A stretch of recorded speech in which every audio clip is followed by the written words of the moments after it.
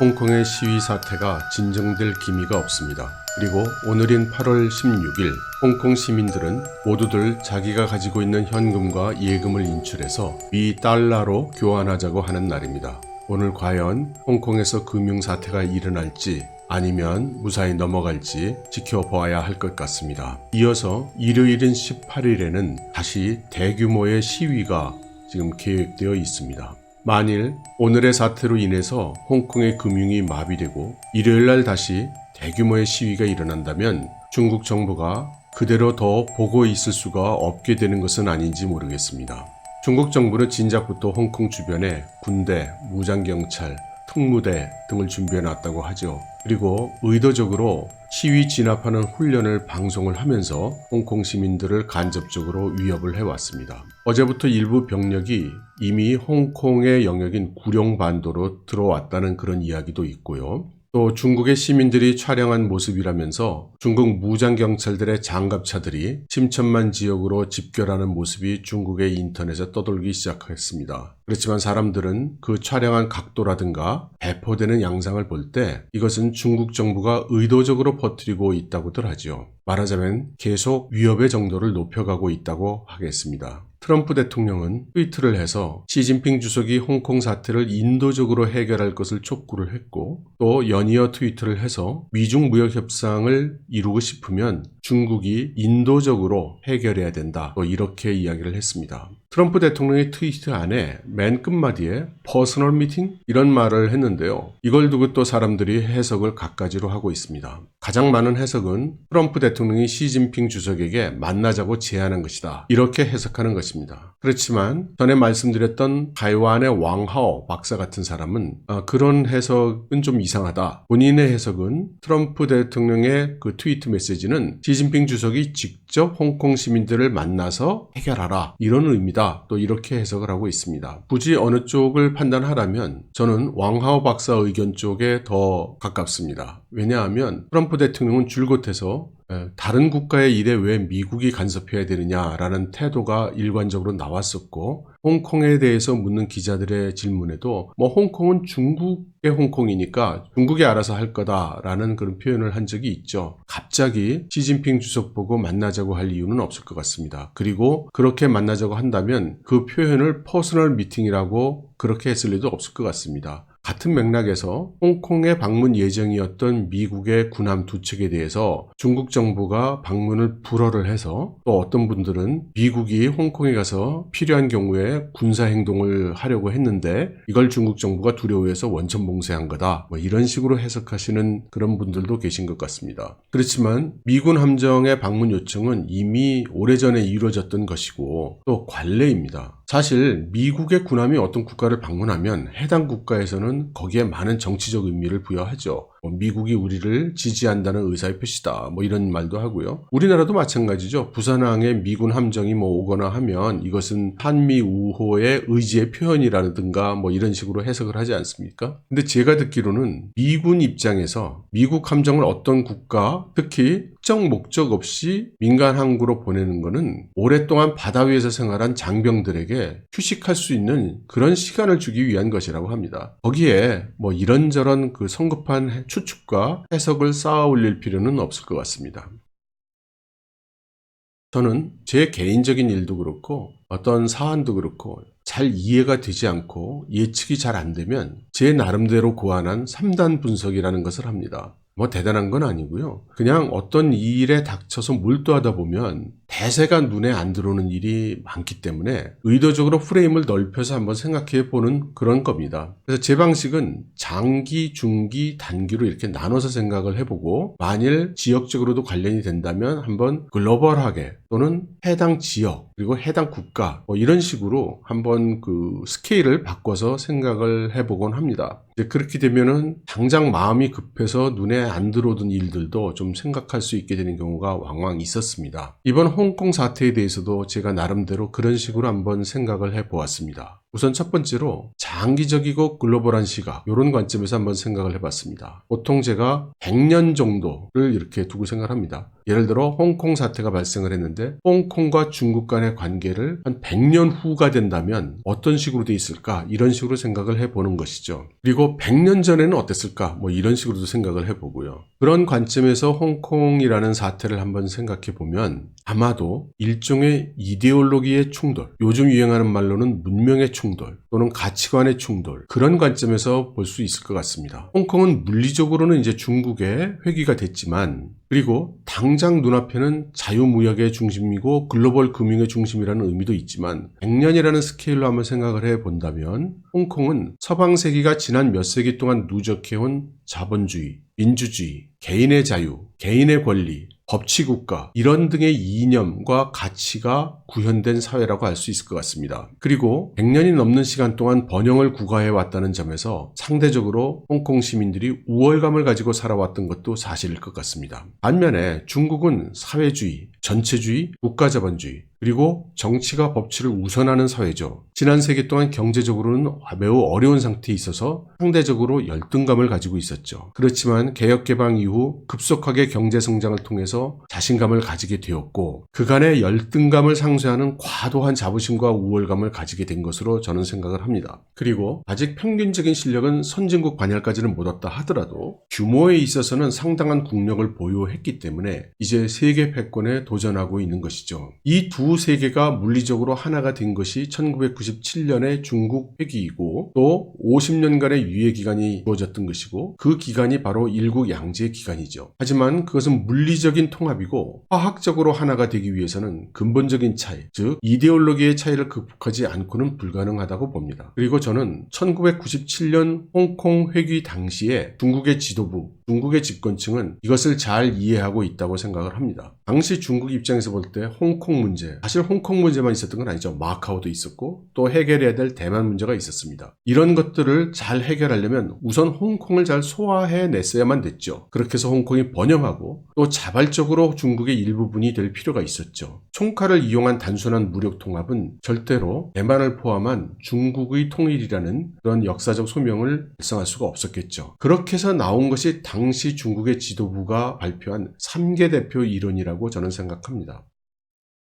저 개인적으로는 이 3개 대표 이론이라는 것이 엄청나게 중요한 사건이라고 생각을 하는데 우리나라에서는 그렇게 주목을 받지 못하는 것 같습니다. 지금까지도 별로 주목받지 못하는 것 같고요. 3개 대표 이론이 무엇이냐면 말 그대로 중국 공산당이 세 가지를 대표한다. 세계를 대표한다. 이런 말입니다. 그러면 그 대표한다는 세계가 무엇인가? 위키백과에 보면 이렇게 요약을 해놨습니다. 1. 중국의 선진사회 생산력의 발전 요구를 대표한다. 2. 중국의 선진 문화의 전진 방향을 대표한다. 3. 항상 중국 대부분의 인민의 근본 이익을 대표한다. 이렇게 요약을 해놨습니다. 제가 3개 대표인을 잘 이해하고 있는지는 모르겠으나 이걸 좀 알기 쉽게 좀 말씀을 드리면요. 공산당이나 사회주의에서는 항상 상부구조, 하부구조 이런 말을 쓰지 않습니까? 저는 그것을 쉽게 표현하면 하드웨어, 소프트웨어다 이런 식으로 생각을 합니다. 하부구조가 하드웨어, 상부구조가 소프트웨어 뭐 이런 식으로요. 그래서 저는 이것을 요즘 말로 해석을 하면 중국 공산당이 대표한다는 세 가지는 하드웨어, 소프트웨어, 그리고 휴먼웨어, 유저 이렇게 세 가지다 이렇게 설명할 수 있을 것 같습니다. 하드웨어라는 것은 중국 공산당이 국가사회 인프라, 도시, 건물, 도로, 철도, 공장, 첨단 기술의 개발 이렇게 중국 사회의 발전, 물리적이고 가시적인 문명 이것을 중국 공산당이 대표해서 추진해 나간다 이런 뜻입니다. 그리고 소프트웨어, 선진 문화의 전진 방향이라는 것은 소프트웨어, 중국 사회의 무형적인 자산과 제도를 말하는 것입니다. 물론 예술, 문화 이런 것도 표현이 되지만 더 의미가 광범위해서 법치, 사회 제도, 정치 시스템 이런 것들이 이제 그 소위 선진 문화의 전진 방향의 대상이 됩니다. 그래서 이러한 무형적인 제도와 중국 사회의 소프트웨어적인 측면을 발전시킨다는 것이 이 두 번째 대표가 되겠습니다. 그리고 세 번째 대표, 무슨 사람에 관한 것인데 저는 이게 가장 중요하고 당시 3개 대표 이론이 말하고 싶었던 요지는 바로 이 한마디라고 생각을 하는데요. 그것은 뭐냐면 중국 공산당은 모든 사회 계층을 대변한다라고 한 것입니다.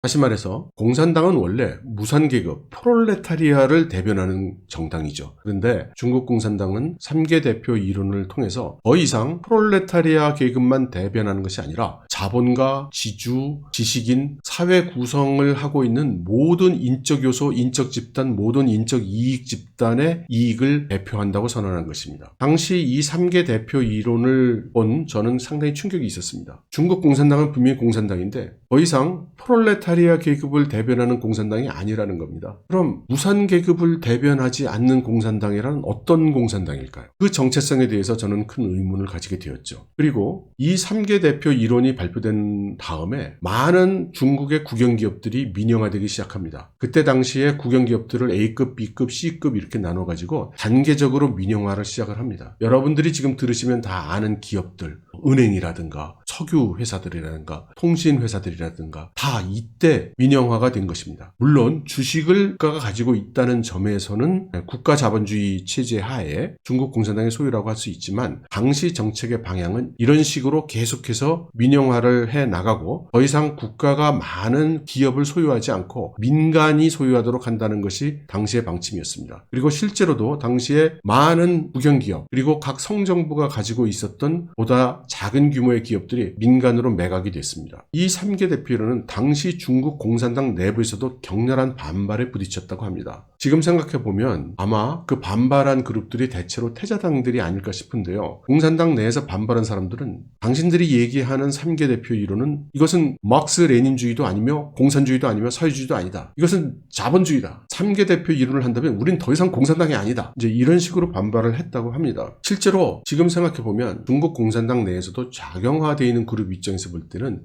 이것은 완전히 주자파의 생각이죠. 자본주의를 도입하는 것과 똑같이 생각이 되었을 것입니다. 게다가 실제로 민영화되는 과정에서 당시 짱저민 파벌의 사람들이 많은 이권을 챙깁니다. 통신 쪽이 민영화되면서는 짱저민 일가가 많은 지분을 가져갔다는 말도 있고 전력회사 쪽은 리펑, 석유회사 쪽은 누구 이런 식으로 소문이 파다했습니다. 그것을 전통적인 공산주의 이론에 충실한 그런 사람들 입장에서 볼 때는 아마도 나라를 팔아먹고 있는 매국노, 매국적인 행위로 보여질 수도 있었을 것입니다. 하지만 짱저민이 물러나고 후진타오 시대와 시진핑 시대를 거치면서 이 3개 대표 이론은 점점 들리지 않게 되고 지금은 찾아볼 수가 없게 되었습니다. 당시에 바꿨던 제도는 남았지만 이념은 사라지고 또 국가의 여러 기업들을 민영화하는 추세도 다 멈추고 국진 민퇴가 다시 자리를 잡게 되었죠. 저는 개인적으로 3개 대표 이론이 지속 발전했다면 종국적으로는 어떻게든 홍콩 사회와 중국 대륙이 서로 융화할 수 있는 방향으로 전개되었을 가능성이 크다고 생각합니다. 그리고 완전히 융합되지 않더라도 서로가 상대방이 차이를 줄이려고 노력해오는 그것을 볼 수 있었을 것이라고 생각합니다. 그렇지만 지금 현 상태는 중국의 대륙의 이념과 홍콩 사회의 이념은 서로 융합할 수 없어 보입니다. 저는 이렇게 장기적 관점에서 분석을 해본다면 홍콩과 중국은 이념적으로, 가치관적으로 융합할 수 없는 상태이고 또 융합할 수 있는 노력이 중간에 멈춰졌기 때문에 융합할 수 없다고 이렇게 생각을 합니다. 그러면 두 번째로 중기적 시각에 대해서 말씀을 드리겠습니다. 제가 생각하는 중기는 대략 10년에서 20년입니다. 기업 같으면 경영진이 교체되고 정부 같으면 정권이 교체되고 난 후 이렇게 생각해 보는 거죠. 그러면 대체적인 인적 요소가 사라지고 사람이 바뀌어도 변치 않고 남는 요소들이 떠오르게 되니까 그것들을 중심으로 생각을 해보는 거죠. 3개 대표 이론을 적용하지 않는 중국이 앞으로 10년, 20년 뒤를 내다보고 쓸 수 있는 정책이 뭐가 있을까요? 당장은 효과를 보지 않더라도 10년 후에는 효과를 보고 20년 후에는 효과를 볼 정책이 무엇이 있을까요? 저는 그것이 중국 정부가 홍콩뿐만 아니라 마카오와 타이완도 고려를 해서 두 가지의 정책 수단을 사용해 왔다고 생각합니다. 하나는 군사력의 현대화, 과학화, 증강. 다른 하나는 이 홍콩이라든가 마카오라든가 타이완의 경제적 종속도, 중국 대륙에 대한 경제적 종속도를 높이는 그러한 전략입니다. 중국이 지속적으로 군사력을 증강해 오고 있는 것은 이미 여러분들 다 아시는 사실이기 때문에 제가 또 말씀드리지는 않겠습니다. 그런데 경제적 전략을 보면 이것은 조금 다뤄볼 필요가 있습니다. 타이완에 대해서 경제적 종속도를 높이는 전략은 이미 20년 가까이 실행이 되고 있는데 타이완에 대해서는 관세도 없앴죠. 같은 나라라는 명분으로요. 그리고 의도적으로 타이완의 농산물을 대량으로 계속 수입을 해서 비롯해서 반중 성향이 강한 타이완의 농민들, 이 사람들이 그 대만 독립을 외치는 민진당의 주 지지 세력들이니까요. 이들과 이해관계를 엮으려는 노력을 해왔습니다. 다른 한편으로는 많은 사람들을 타이완에 보내서 관광을 시키고 심지어 경비를 지원하면서까지 타이완에 가서 돈을 쓰게 했죠. 이것이 다 타이완이 경제적으로 중국 대륙에 종속되게 하려는 그런 전략의 일환이라고 생각을 합니다. 결과적으로 타이완의 중국 대륙에 대한 의존도가 상당히 높아졌죠. 지금 타이완은 한국과 함께 세계에서 가장 중국에 대한 경제 의존도가 높은 곳이 되었습니다. 하지만 홍콩은 경우가 좀 다른 것 같습니다. 중국이 개방되기 전에는 홍콩은 중국의 비공식 관문 같은 역할이 돼서 중국의 경제 규모가 대외적인 협력을 할 때 모두 홍콩을 통과하게 됨으로써 홍콩은 대중국 독점적 지위를 영위를 했고 또 그것이 홍콩이 비약적인 경제 성장을 하는데 큰 역할을 했죠. 하지만 시각의 차이가 존재하는 것 같습니다. 그 과정이 홍콩이 중국의 덕을 본 거냐 중국이 홍콩의 덕을 본 거냐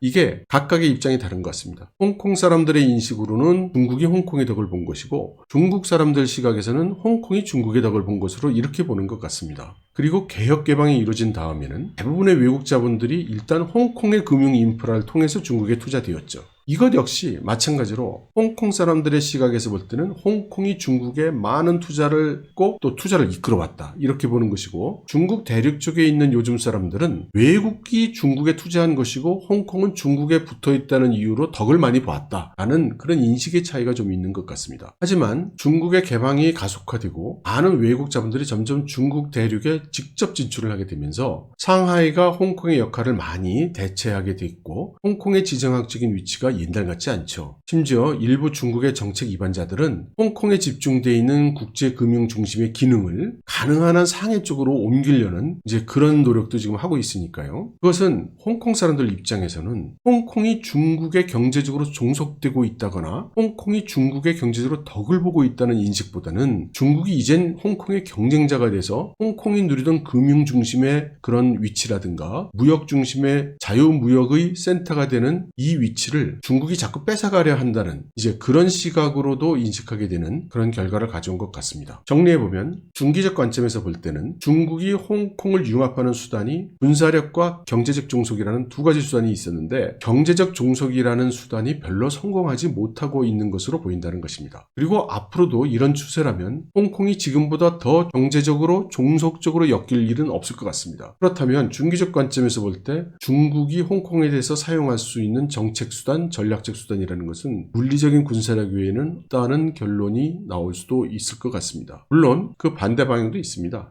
중국 쪽이 지금의 좌경화된 정책 기조에서 벗어나서 과거의 3개 대표 이론적인 시각으로 되돌아가서 보다 개방적인 사회 체계로 말하자면 우경화하는 이제 그런 것을 생각해 볼 수 있죠. 아마도 그것이 현재 홍콩 사태를 평화적으로 해결하는 모두에게 가장 좋은 방법일 것 같습니다. 그렇지만 자칫 현재 지도부에게는 권력을 많이 잃는 그런 일이 될 수 있기 때문에 채택될 가능성이 쉽지 않아 보입니다. 마지막으로 단기적 시각에서 말씀을 한번 드려보겠습니다. 그냥 눈앞에 있는 상황 그대로 이야기하는 것인데요. 미중 무역 협상은 현재 난항이고 트럼프 대통령을 비롯해서 미국의 의회 그리고 서방 세계 각국이 홍콩 사태를 평화적으로 해결하라고 압력을 넣고 있죠. 또 홍콩 시민들의 시위는 가라앉을 줄 모르고 또 오늘 홍콩에서 달러를 바꾸는 일이 어떤 결과를 가져올지도 모릅니다. 내일 모레 일요일에는 대규모의 시위가 또 예정되어 있고요. 전에 말씀드렸던 왕하오 박사는 시진핑 주석과 그 지지 세력을 좌경모험주의라고 부릅니다. 그것은 공산당 내에서도 상당히 전통적인 마크시즘, 공산주의에 가깝고 또 그걸 위해서는 상당히 거친 행동도 하기 때문에 모험주의라고 부르는 것 같습니다. 이러한 그룹이 홍콩 사태에 대해서 앞서 말씀드린 근본적 변화를 추구할 가능성은 굉장히 적을 것 같습니다. 그리고 경제적으로 홍콩을 압박할 수단도 별로 없죠. 그런 의미에서 보면 저는 아마도 시진핑 그룹이 쓸 수 있는 수단은 두 가지 정도밖에 남지 않았다라고 생각합니다. 그 하나는 무력 진압입니다. 이미 모든 준비는 마친 것 같고요. 단지 문제는 만일에 중국이 홍콩 사태를 무력 진압을 하게 되면 전 세계가 반발하겠죠. 그리고 곧바로 전 세계가 중국에 대한 경제 제재에 들어갈 가능성이 매우 높습니다. 트럼프 대통령은 굉장히 기뻐할 것 같아요. 그렇게 되면 지금도 많이 경제적인 압박을 받고 있는 중국으로서는 매우 어려운 상황에 처하게 되겠죠. 그리고 당장은 몰라도 이러한 경제 제재를 받고 난 후 영향이 현실화되기 시작하면 시진핑 그룹이 계속해서 권력을 유지할 수 있을지 그것도 잘 모르겠습니다. 그래서 생각할 수 있는 하나가 지연책입니다. 일단은 물러나서 시간을 벌고 대책을 강구하는 거죠. 저 개인적으로는 중국 당국이 진작에 이렇게 했어야 된다고 생각합니다. 문제는 상당히 지금 그 강경 입장으로 계속 치닫고 있는 시진핑 지지그룹이 이런 융통성을 가질 수 있느냐라는 것이죠. 경영학에서 많이 하는 말 중에 어떤 의사결정도 의사결정이 없는 것보다는 낫다, 이런 말이 있습니다. 지금 중국 당국이 어느 쪽도 결정을 하지 못한다면 그것이 바로 최악의 사태일 걸로 생각이 됩니다. 시간이 흐르면 사태는 계속 더 악화될 것이고 중국 당국이 선택할 수 있는 옵션도 줄어들 것입니다. 지금 베이다이허 회의가 끝난 것 같습니다.